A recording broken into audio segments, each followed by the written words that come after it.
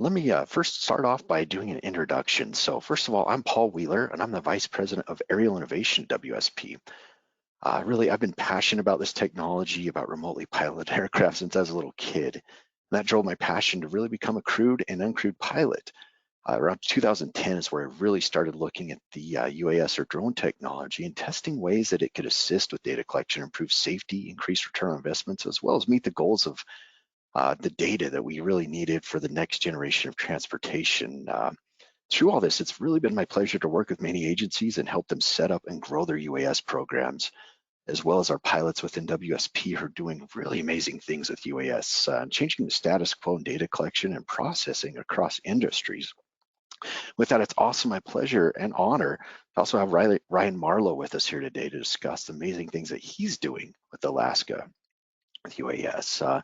And Ryan is the Unmanned Aircraft Systems Coordinator for Alaska Department of Transportation and Public Facilities. He works closely with the federal, state, and tribal municipal agencies on the safe integration and advancement of UAS and remote sensing technologies throughout Alaska. He's been operating remote aircraft in Alaska since 2014, really enabling public and private entities a streamlined approach to rapid response, accurate and high-resolution UAS-derived data. He's also a certified mapping scientist with an experience in aerial survey, GIS infrastructure inspections, as well as aerial cinematography. And he's worked on many award-winning productions with National Geographic, Discovery Channel, and BBC. You've probably seen some of his work, and it's a real honor to have you here with us today, Ryan.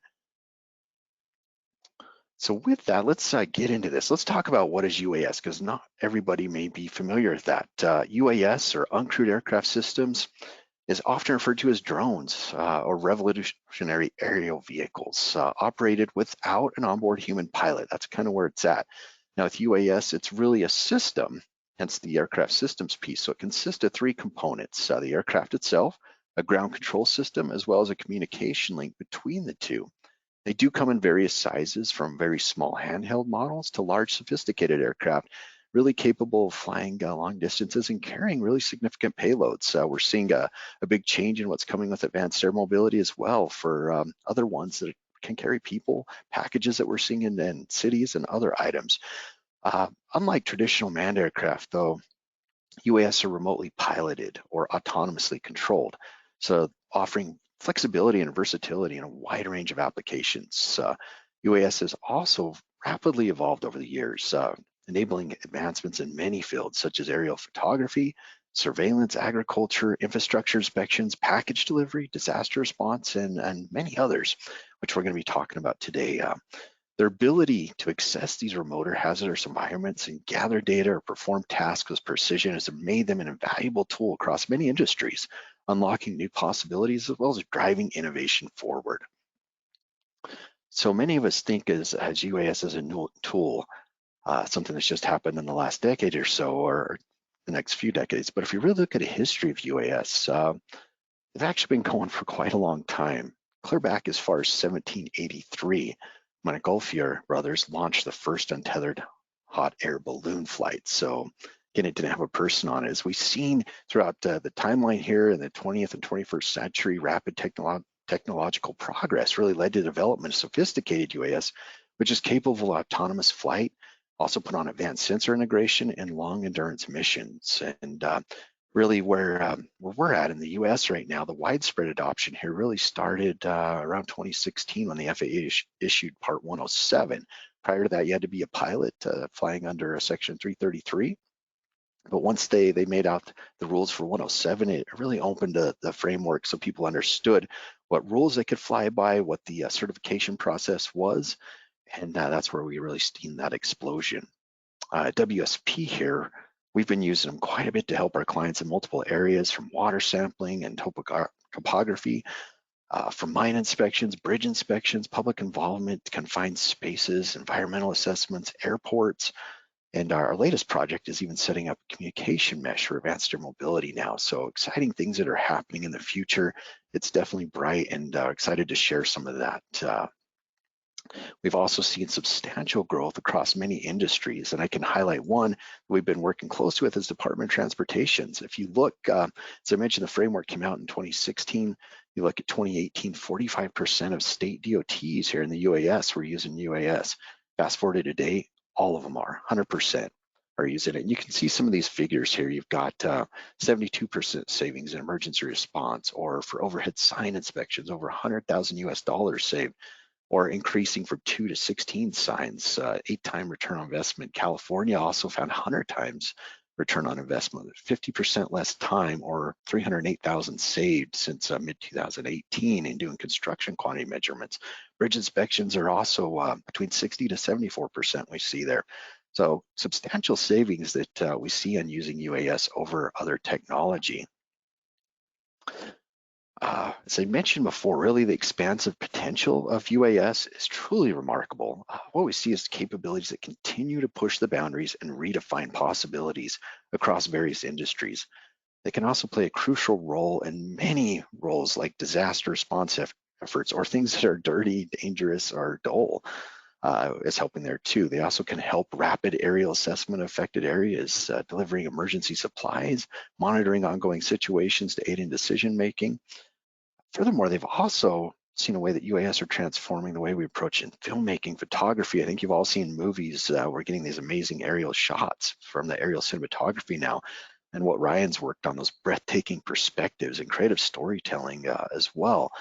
But that's just one piece of the pie. Really, it's all about the data that we can get and what we can do with it. The potential applications really of UAS are limitless, from monitoring wildlife populations and combating poaching to delivering medical supplies to those in need, or even packages within cities or in remote areas where they haven't been able to get supplies before, really supporting urban planning initiatives too, or crucial infrastructure inspections. As technology continues to advance and evolve, as I mentioned, the expansive potential of UAS will only continue to grow, unlocking new opportunities for innovation and societal impacts there. So as we talk about UAS, let's talk about some of the actual platforms.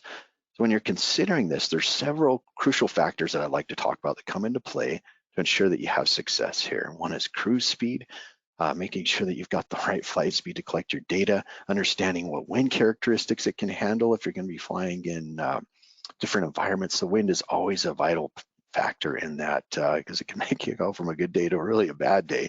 Range as well, like how far can they go? Do you need to have beyond visual line of sight capabilities? Does it need to be within your line of sight, depending on the regulatory environment you're in?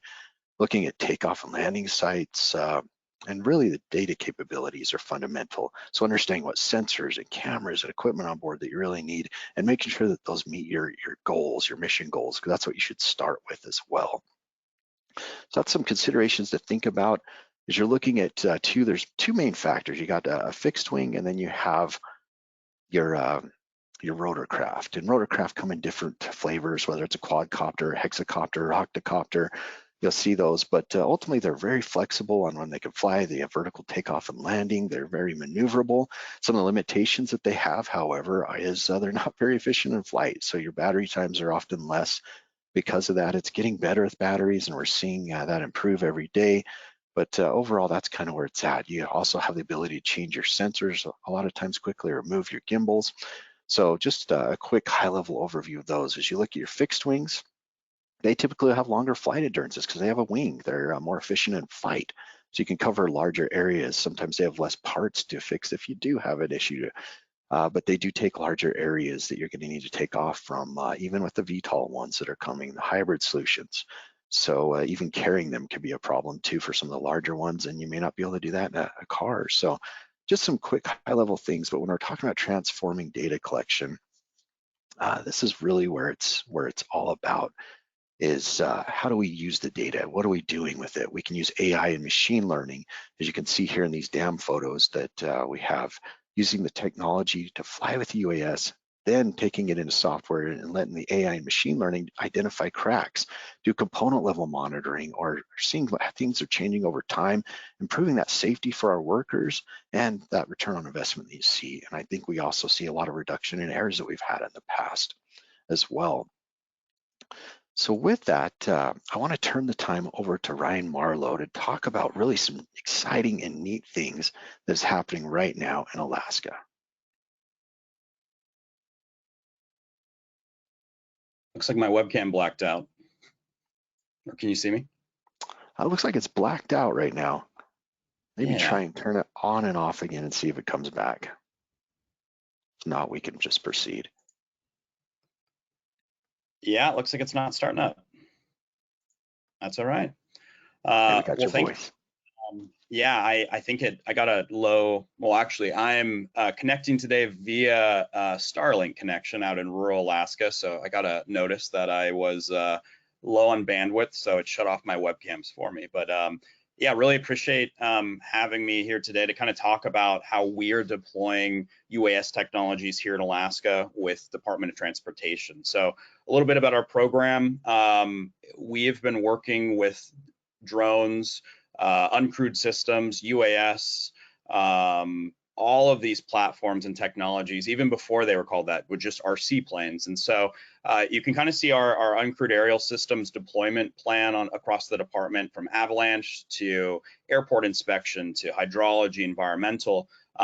Our program was really funded through utilizing federal grants with federal highways, FAA, partnering with the universities. So really kind of modernizing how we deploy out. But right now we're about 100 aircraft and just over 100 operators across the state, and continue to kind of grow and keep that 1-to-1 ratio, just as another tool in the toolbox with a lot of these technologies. So next slide, please.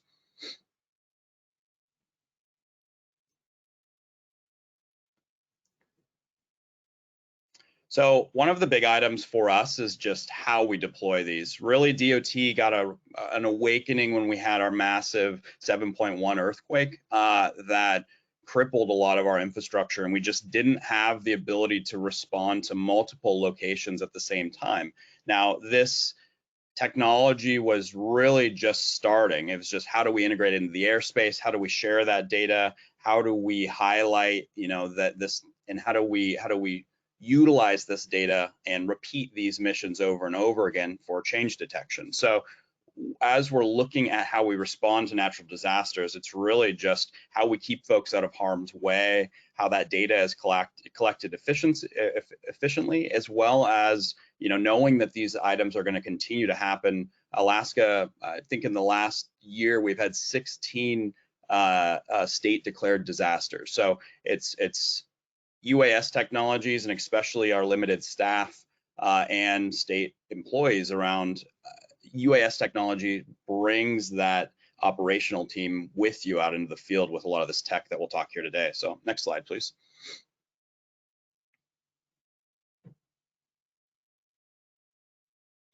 So talking about some of the places where we've used this and how we've put it together, beyond visual line of sight is where we're working towards a lot of this technology and how we deploy that. Now, beyond visual line of sight is great, but unless we have repeatability, data collection, bandwidth, data governance, all of those things for measuring sites remotely have to fall in place. So a little bit about how we operate. DOT operates as a public agency under a certificate of authorization from FAA, which allows for us to operate these systems in beyond visual line of sight conditions. But what you see here is we have a single highway running up to our oil fields on the North Slope, and we were able to deploy a drone in a box. This is the DJI dock system. And over on the left there, you can see we were able to set up power on a genset with a Starlink and Ring camera and deploy this system while the road washout was happening.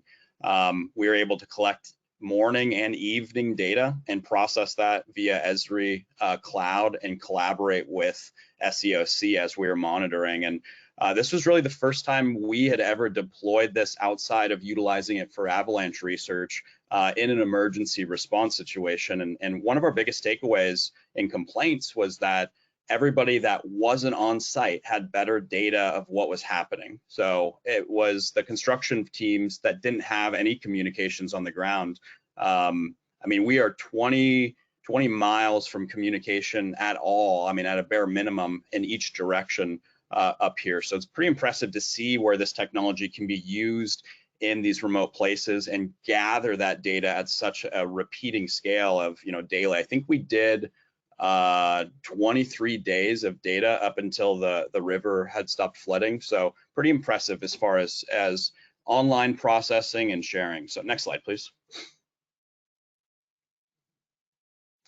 Now, while we're looking at that too, the data is a critical item, but also the storytelling, the public perception. How are we taking this information and showcasing what's actually happening here? So utilizing these systems that are remotely deployed to capture that media content that we can share with folks is it's a whole nother side of just like, how do we have live stream video? How do we share those items, and how do we make this available for all with data transparency? So this has been a big item that we've been focusing on with our communications team to share and make sure they have access to all of this data, as well as the live streams to be able to showcase just the current progress, because there's a lot of industries that are solely dependent on this one road heading up north, and keeping up to date on just what's happening with it. So as you kind of start to see, data versus 3D scanning versus LiDAR, media is a very important item with a lot of this.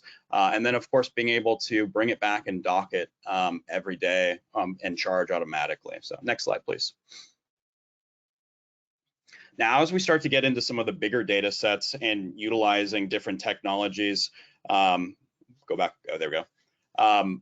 Our use case for heavier end platforms. We talked about LiDAR data, more in-depth data.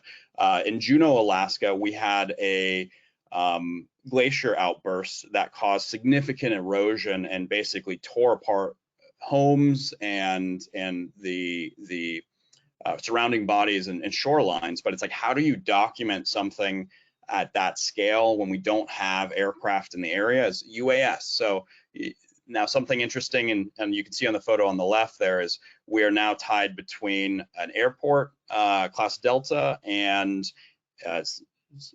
community, and then a national park. So putting up a TFR, a temporary flight restriction, and gathering this data. So we captured high resolution imagery, which was about 6,600 photos with the Quantum Systems or Trinity Pro over there. And then we flew LiDAR with the Yellowscan Voyager there on the Alta X. Now, this was the first time we'd ever created orthos that were larger than what our network could handle. So each one of these portions was about 250 gigs, and we couldn't transfer anything. So we learned really fast how to get this technology, and then next slide, please, into image server and be able to dynamically process that and share that out.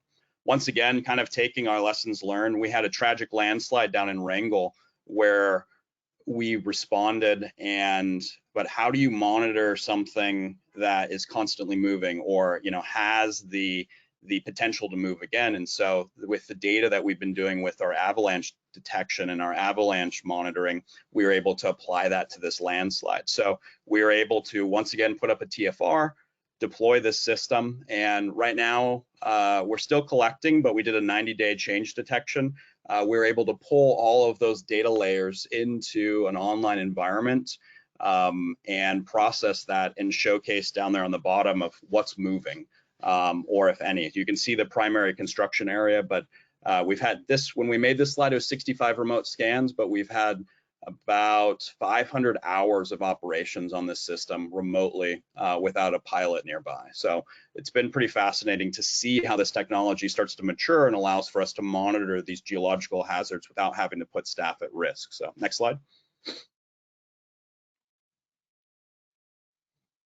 Now, as we're looking at research and development initiatives, avalanche, and you can start to see, how do we assess these as assets, landslides, avalanche, river erosion, and repeat those items and be able to quantify that data and bringing it into our avalanche hazard index, or making sure that this data is available for historical folks of why did this avalanche come down through this neighborhood and why has no one ever noted this before. So documenting these environments before, and next slide, is really allowing for us to look into the future of long-term management. So the state of Alaska has been working with DJI and Skydio on both of their dock platforms for really evaluating these use cases in remote environments or areas where we just don't have the personnel. So the ability for us to dispatch a system after an alarm happens, you can think of it as like a Ring camera, or any of your availability of, you get motion alerts or you get a detection that there's been a landslide or an avalanche, the ability to get assets in the air to go and look at that, or start capturing data, or see if anybody was hurt or pushed into the water, or long-term data collection, snow analysis. This is really changing the way that we have access to all of this technology. So next slide. Now, really touching on the data workflows. When we first started our program, we were, I don't want to say handing out drones to everybody, but trying to just get folks underway. And we started creating too much data that wasn't under a governance structure. So we are an Esri house and processing all of this data and putting it into a standard body and geo database so that it can be referenced from multiple sources. Our survey teams, constructions. Right now, we create about 15 terabytes of just raw data a year. That's LiDAR, that's imagery, but all of it you can see here. We've been automating those workflows. So from the field to the online environment, we now can dispatch those docs to collect that repeatability and then push those out to third-party services. Next slide. So when you apply all those together, you start to get routine and repeatability, which showcase here in our snow depth modeling, where we can highlight this technology, have it deployed in these remote environments, and be able to analyze, hey, how much snow did we get after the last snow cycle? How much volume is up there? Is there a potential? Does the run out simulation show that there's a potential for it to hit the road? You can see down here in Valdez, the snow crossed the road. I think we had 14 howitzer shots, and then the 14th shot brought down, I believe it was 60 feet above the roadway of pure snow. So when you look at those items, just our understandings of how all of the environments work, you know, the more tools we have in our toolbox to monitor this and mitigate it effectively is an important one. So next slide, please. One of the cool innovations that we've had here recently is the FAA approved us to start testing with dropping of ordnance for the sole purpose of avalanche mitigation. So this is our DART system that we've been working on. It drops either 2 payloads here, and we can, the same GIS data and terrain information we can load into that aircraft and be able to drop payloads in geo-reference zones or repeat that same mission over and over again. So we're just starting to get good at flying the same course over and over again, documenting it, putting that into the GIS system, sharing the imagery, and really highlighting that precision ordnance in some of these areas where we can't quite get some of the other helicopter or howitzer systems. It's another tool in the toolbox. So next slide.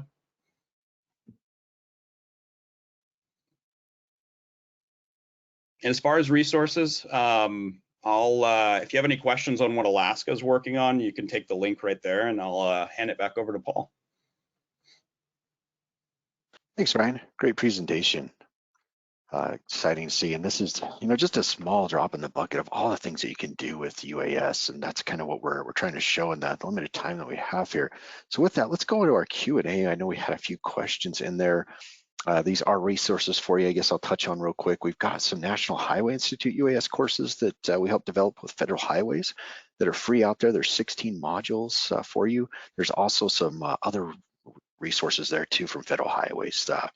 We've got some tech briefs and some other items there, and good resources there. We've got our webpage and then all the stuff that Alaska is doing. So please look at those. But with that, let's kind of kick it over to our Q&A piece, and then we've also got our contact information there for you as well if you want to reach out after that. So with our Q&A that we have, let's see, let me go to this first question I have, and this one's asking about skilled pilots and how they operate UAVs, and are they self-scanning? Do you want to take that one, Ryan? Yeah, I guess to answer the question of, you know, is it a skilled pilot or how they're operating, it's a little bit of both. You know, we're seeing a lot of automation with these systems compared to where they used to be and where we're going with them now. You're seeing drone docs allowing for us to, you know, we can pioneer those initial flights, but then we can set a system out there that continues to repeat that mission over and over again. So, you know, you definitely need that skilled pilot to start the flights, but a lot of this technology is enabling it to get adopted faster where it is safe. You know, I've seen users take drones day one and be flying up inside a bridge deck taking pictures of gaps or just cracks and sediment buildup, but it's just like the technology from where we first started back, in the 2010 eras to now, has come a long way in allowing for both skilled operators and for the new adopters to integrate into the field with a lot of this technology. Thanks, Ryan. Our next question is coming from Finland. This one says, do you think UAS has a potential to be used for research applications for studying usage patterns of urban places? And I think we could probably go a combo on that one. I can talk to, as far as research, we're using them for a lot of data collection. One thing I want to be clear is it's not an end-all tool that can do everything. It can do a lot of things great, but sometimes you use it as a hybrid model. And that's where I think, especially for larger urban places, you can use both. Get the really high quality data you need for those high ground sampling distance and very high resolution, then use some other solutions too for some larger areas and combine it and get the best of those. Hence kind of what we're doing on this communication mesh in Michigan right now. But other applications there as well for things over time. And Ryan, I think you probably got something to talk there that you've been working on as well. Yeah, we, I mean, as far as urban environments, we have a large issue with just high resolution data across Alaska. So normally when we send somebody out to some of these rural communities, some of these villages, grabbing the latest imagery out there just to showcase change detection is, we've never had access to this before. Even capturing larger environments like our airports, we're dealing with significant erosion, even earthquakes. One of our airports, after an earthquake in the Aleutians, dropped over 10 feet on the end of the runway. So how do you quantify that without being able to digitally capture the entire environment and bring that back to the FAA or the governmental agencies to showcase that? So as far as urban monitoring, not only through 3D scanning, but through video collection, traffic, all of these technologies and data workflows can be utilized in basically whatever you need in a lot of these. It just requires that one person to be out there or to have the initial push forward to collect that data. Okay, yeah, I couldn't agree more. And then I think we got time for just one last question here. And this one, it says, in the combined experience and unforeseeable future of technology of you both, where do you see drones going? And I'll let you go first, Ryan, and then I'll take that up if we got time. So where I want to see drones going, or all right. I've been a big fan of bringing technology into the field. It's just, our workforce here is spread pretty thin. We have a lot of area to cover, but we started seeing a lot of advancements in language models, and now with Starlink connectivity where we can be connected to these larger edge environments. But I would say here shortly we're going to start to see the ability to have machine learning loaded on board these aircrafts, where we can show up to a bridge and that pilot can basically say, hey, go ahead and run, flight 5. And if you see anything while you're flying, let me know. And you could be on a Teams call with your drone as that language model is kind of flying through that structure. So there's a lot of amazing technologies and just real-time data processing that is right at our fingertips that we're about to see here in these next generations of drones. So we're already seeing drones installed with, NVIDIA chipsets and GPUs. So it's just a matter of time before that software workflow becomes real time. Yeah, I couldn't agree more. And I see him setting the foundation for what's coming with advanced air mobility as well, where it's really going to change the way we travel, move, and get packages delivered, as well as our data that we're gathering. I see a lot more automation as well as you get beyond visual line of sight operations. And I think the future is bright for all that. I know we're out of time, want to be cognizant of that, but appreciate everybody's attention. If you do have other questions, please feel free to reach out to Ryan or I. Happy to answer those. A lot of exciting things with drones. We could talk about this all day, but sadly we're out of time. So again, thank you, everyone. Just a reminder, the presentation can be downloaded there in the chat box as well. So take care, and I hope you enjoy the rest of your day.